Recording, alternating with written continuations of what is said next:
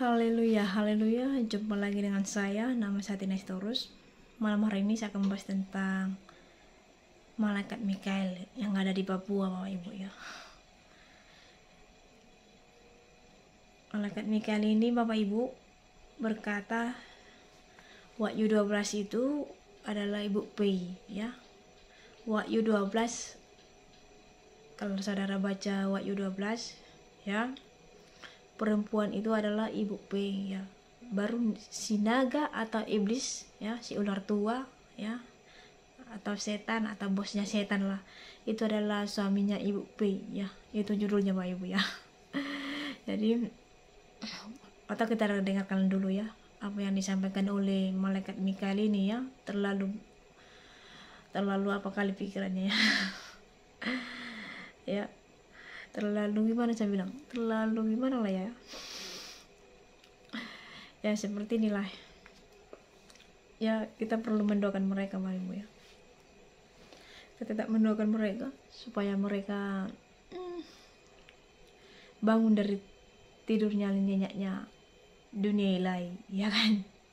Haleluya. Oke, kita dengarkan dulu. Perempuan itu siapa? Kemarin tuanya istri bahwa Yahweh megenapi firman-Nya, akan menggenapi firman-Nya di Wahyu 12 berbicara tentang perempuan. Perempuan itu siapa? Itu adalah malaikat khusus, malaikat puji-pujian. Ratu Esther, Ibu Maria, Ibu Faye Amdani. Laki-laki itu siapa? Laki-laki itu Tuhan Yesus Kristus. Naga itu berbicara tentang iblis. Kalau engkau yang menggunakan logika, engkau tidak akan mengerti rahasia-rahasia yang disampaikan oleh malaikat Mikael. Ingat, dengan kuasa surga, malaikat Mikael mengendalikan semua. Makanya lampu berkedap-kedip. Itulah kuasa surga. Selamat tinggal mereka yang akan tertinggal dalam Kerajaan 66. Mikael menyapa, selamat tinggal bagi mereka yang tidak percaya akan kehamilan malaikat khusus. Mereka yang menghina-hina pekerjaan Roh Kudus, mereka yang tidak bertobat, mereka tidak akan dapat bagian dalam keselamatan. Jikalau engkau mengikuti cinta yang malaikat Mikael, akan engkau rasakan transfer kuasa itu masuk dalam dirimu. Engkau sakit apa, maka engkau akan disembuhkan oleh imanmu. Sakit mataku Bapak Ibu, sakit mataku karena berkelip-kelip channelnya. Jadi berkelip-kelip itu teman. Ini kan percaya nih, ada cahaya ya kan. Berkelip-kelip nak puyang la la la la. Jadi lagu apa ya, dunia ya. Jadi ya gitulah mereka ini Bapak Ibu ya. Pasti ada sesuatu yang agak-agak aneh gitu ya. Jadi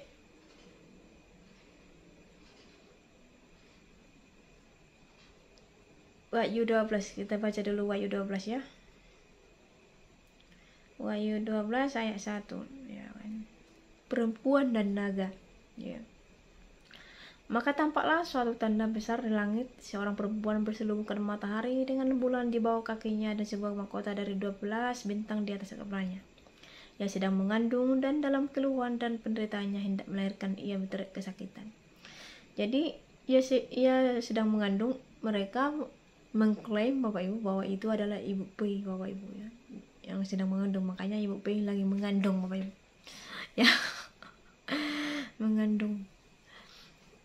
Lucu Bapak Ibu. Kenapa saya bilang lucu Bapak Ibu? Ibu P mengklaim dirinya itu mengandung Yesus, tapi di channel lain dia berbicara bahwa dia sedang menikah dengan Yesus. Itulah namanya Aditya. Yesus itu berubah menjadi manusia yang namanya Aditya ya kan. Kalau didengarkan saudara kita muslim ini sudah tertawa mereka bla bla bla ya kan. Senang kali nih hati mereka ya kan. Wah, ada Yesus yang kedua namanya Aditya. Ya kan. Al-Quran aja nggak ada nulis gitu Bapak Ibu ya. Tetap aja Yesus yang namanya beda, Isa Al-Masih. Ya kan.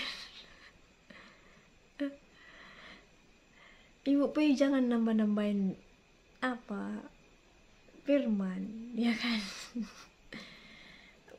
udah dua Alkitab menuliskan Bapak Ibu ya. Al-Quran, Alkitab orang Kristen menuliskan tentang kelahiran Yesus Kristus ya. Di Al-Quran Isa Al-Masih ya kan. Jadi nggak usah lagi mengklaim bahwa Ibu P akan mengandung Yesus ya kan. Ya, dan tim-timnya ada 3, gak tahu mereka ini antar kurasa mereka ini connected Bapak Ibu ya, kerjasama mungkin. Jadi ada 2 channel yang pendukung Ibu P ini ya. Yang satu itu Malaikat Mikael ya. Jadi Malaikat Mikael ini memberikan suatu kebenaran ya, bahwa Ibu P itu adalah benar-benar mengandung dan benar-benar tertulis di kitab Wahyu itu ya. Jadi Malaikat Mikael ini membenarkan Ibu P bahwa Ibu ya pendukung lah ya kan, supaya pengikutnya, supaya angkatan 77 ini kembali ke jalan mereka ya kan. Karena kan angkatan 77 kan sudah bubar Bapak Ibu, haleluya. Ya kan, saya lah yang mengomentari angkatan 77 Bapak Ibu ya. Hanya saya lah apologet yang mengkritisi angkatan 77, angkatan Ibu P ya kan. Channel Ibu P, channelnya Mikael, channelnya semua mereka, channel mereka. Hanya saya Bapak Ibu. Karena untuk mengkritisi mereka ini Bapak Ibu tidak gampang. Kenapa apologet lain tidak ada yang kritisi? Karena ini tidak gampang Bapak Ibu. Karena ini adalah mengenai alam roh, dunia roh. Jadi tidak sembarangan Bapak Ibu ya. Orang yang bisa mengkritisi mereka ini adalah orang yang berpengalaman dengan roh ya. Karena saya berpengalaman di roh,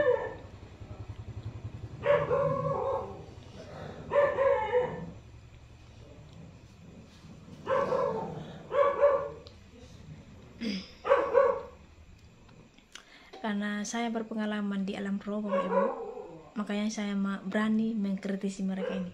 Kalau saya tidak berpengalaman, nggak berani saya mengkritisinya Bapak Ibu ya. Ya.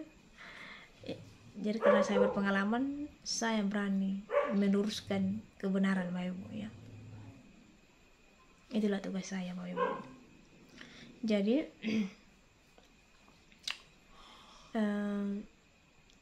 Malaikat Mikael ini berbicara bahwa si naga itu, ya kita baca lagi. Maka tampaklah suatu tanda yang lain di langit, dan lihatlah seekor naga merah padam yang besar, berkepala 7 dan bertanduk 10, dan di atas kepalanya ada 7 mahkota. Dan ekornya menyeret sepertiga dari binatang-binatang di langit dan melemparkannya ke atas bumi.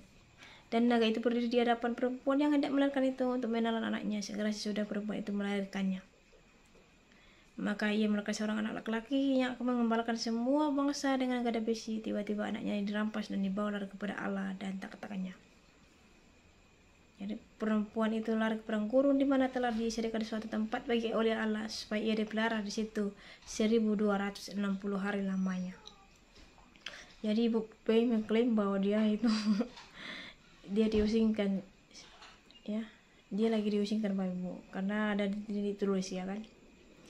Ya mereka membuat suatu skenario lah Bapak Ibu ya, supaya apa yang di kitab Wahyu 12 ini pengikutnya itu percaya ya kan. Jadi saudaraku yang kasih Tuhan Yesus Kristus, ya di YouTube ini kan tidak semua orang bisa saudara tipu, ya kan? Karena kerjaan iblis ini Bapak Ibu adalah menipu, Bapak Ibu, menipu manusia, memanipulasi pikiran manusia supaya terperangkap, Bapak Ibu. Ya, itulah kerjanya para setan, Bapak Ibu ya. Ya, setan itu Bapak Ibu hadir itu bukan seram ya, tetapi di alam pikiran mereka menggoda saudara. Ya, jadi ini namanya memanipulasi segala macam apapun, mereka memanipulasi Bapak Ibu. Ya, mereka menipu supaya saudara terperangkap.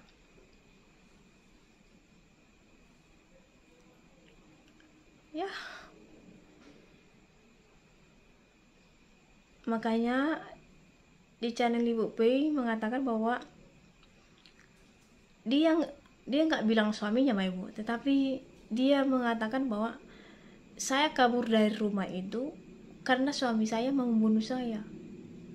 Padahal kalau saya lihat suaminya, Mbak Ibu, bukan lihat secara langsung ya, karena suaminya kan buat YouTube, Bapak Ibu. Suaminya baik, Bapak Ibu. Ya, malahan suaminya sampai menangis, Bapak Ibu, di YouTube, Bapak Ibu ya. Menangis, meneteskan air mata. Begitu juga ada anaknya meneteskan air mata supaya Ibu P kembali ke rumah, ya, kembali ke jalan yang benar. Jadi nggak mungkin lah suaminya membunuh Ibu P, ya kan? Ya, Ibu P lah yang tahu itu, ya kan? Apa dia mengarang-ngarang cerita supaya sebagai kebenaran, ya kan? Dia lah itu, ya kan? Tapi saya percaya kok suaminya nggak akan bisa melakukan seperti itu beserta anaknya, ya. Makanya si malaikat Mikael ini memberi pesan kepada angkatan 77, kepada penggemarnya, pengikutnya, bahwa naga dan ular tua itu adalah suaminya. Kan udah nggak nyambung lagi, Bapak Ibu. Padahal kalau di Alkitab, Bapak Ibu, naga, setan itu adalah malaikat, bukan manusia, ya, malaikat. Setan ini bentuk roh, makanya roh, peperangan roh, peperangan spiritual, Bapak Ibu ya. Jadi nggak manusia. Ini kan udah lari dari kebenaran, Ibu, lari dari firman Tuhan, ya. Padahal mereka ini para malaikat, ya. Para malaikat berkesaksian, tapi kesaksiannya palsu, Bapak Ibu. Jadi saudara berhati-hati dengan mereka ini. Terlalu sesat kali mereka, Bapak Ibu, ya. Terlalu sesat sekali. Ya, saya berani mengatakan, Bapak Ibu, ya. Mereka terlalu sesat kali, ya, keluar dari zonanya kekristenan, Bapak Ibu, ya. Ya. Tidak gampang, Bapak Ibu, jadi penginjil, karena untuk menerjemahkan atau what the meaning what you read, ya kan, apa yang saudara baca, terjemahnya apa, maksudnya apa, tujuannya apa, tidak gampang, Bapak Ibu, untuk mengkhotbahkan itu kepada orang lain, ya. Namanya ada sistematika, Bapak Ibu. Kalau saudara kuliah teologi, ya, itu akan diajari sistematikanya, ya, Bapak Ibu, supaya tahu berkhotbah, ya kan. Ada, Bapak Ibu, ya. Jadi nggak sembarangan, Bapak Ibu, kan, karena ini ya perlu, Bapak Ibu, tuntunan Tuhan, Bapak Ibu, ya. Kalau saya, Bapak Ibu, khotbah kan, saya kan sudah belajar nih sistematika, kan, logaritma dalam menyusun sebuah khotbah, ya kan. Ini kita udah susun nih, ini udah saya susun, saya berdoa betul nggak sesuai dengan kehendak Tuhan, hasil pemikiran saya sejalan nggak, searah nggak, ada nggak, nyambung nggak, gitu loh. Saya berdoa dulu, nyambung nggak, dan itu saya tanya dulu lagi dosen saya. Iya, saya SMS, Bapak Ibu, ya kan. Sekalipun udah tamat kuliah, tetap ada hubungan, Bapak Ibu, hubungan bapak dan anak, ya kan? Saya SMS dosen saya, benar nggak seperti ini maksud? Kalau kan Alkitab kan banyak peribahasa, kata kiasan, memang ada Google Bapak Ibu, dan kalau ada kamus, ada tafsiran, ya ada lengkap Bapak Ibu. Tapi namanya saya nggak puas Bapak Ibu. Saya sudah ada pun Alkitab, tafsiran, terjemahan, kitab sabda, ya kan, belum puas kalau nggak ngomong dengan para dosen, para orang-orang pandai lah, ya kan. Perlu kita rendah diri Bapak Ibu, ya kan. Itu kalau saya Bapak Ibu, ya. Saya harus kita kita minta solusi Bapak Ibu, ya, tidak sembarangan, karena yang saya takutkan Bapak Ibu, saya bisa saja saya menipu manusia Bapak Ibu, tapi menipu Tuhan nggak bisa. Jadi kalau saya mau khotbah, Tuhan tolong saya nggak mau memberitakan ajaran sesat, ajari lidah saya untuk menyampaikan firman-Mu yang benar, karena saya tahu bahwa Engkau adalah Allah yang hidup, bukan Allah yang mati, ya. Jadi kapan saja Tuhan bisa mengerdik, ya kan, karena Dia hidup Bapak Ibu, ya kan. Jadi takutlah kepada Allah yang hidup, ya. Jadi saudaraku yang kasih dalam Tuhan Yesus Kristus, ya, selagi kita masih hidup, selagi kita masih sehat, ya, pakailah tubuh kita ini untuk memberitakan Injil yang benar Bapak Ibu, supaya tidak sia-sia pengorbanan saudara, waktu saudara, ya kan. Nanti jangan sampai nanti saudara berteriak di Hades, ya kan, di Hades neraka, ya kan. Karena kan ada ayat firman Tuhan, Tuhan, kenapa kami ada di neraka ini, di Hades? Padahal saya sudah khotbah, sudah menyembuhkan orang, sudah mengusir roh jahat. Kenapa ada saya di sini? Apa kata Tuhan? Nyala padaku. Karena banyak orang menipu Bapak Ibu.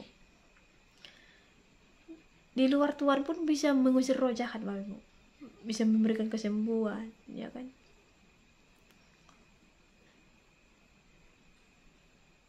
Tuhan nggak bisa kita tipu, Dia maha tahu. Jadi saudaraku, makanya ada orang menyembuhkan nggak usah berdoa, dia pegang aja, gini sudah jatuh, itu sudah jatuh, ya itu urusannya dengan Tuhan. Kalau dia nggak takut dengan Tuhan, ya biarin aja dia berkembang, ya kan. Karena orang-orang seperti itu tidak lama berkembang Bapak Ibu, ya. Tuhan tidak pernah memberikan ajaran sesat itu berkembang lama, ya. Pasti sebentar saja Bapak Ibu, ya. Tunggu waktunya mereka bertobat. Jadi rajin-rajinlah kita berdoa Bapak Ibu. Jadi kalau saudara melihat ada seperti itu, rajin-rajinlah kita berdoa supaya mereka bertobat, supaya Tuhan mengerdik mereka Bapak Ibu, ya. Jadi sampai di sini saja Bapak Ibu, ya. Biarlah kita sama-sama mendoakan mereka ini, ya, supaya tidak lari dari firman Tuhan, supaya mereka sadar dari tidur lelap mereka, dari roh alam roh lah, ya saya bilang, ya, dari alam roh, ya, supaya mereka jangan jadi anak-anak malam, ya. Biarlah jadi anak-anak terang, ya, supaya terang Tuhan bersinar di hati mereka. Haleluya. Sampai di sini, Tuhan Yesus memberkati.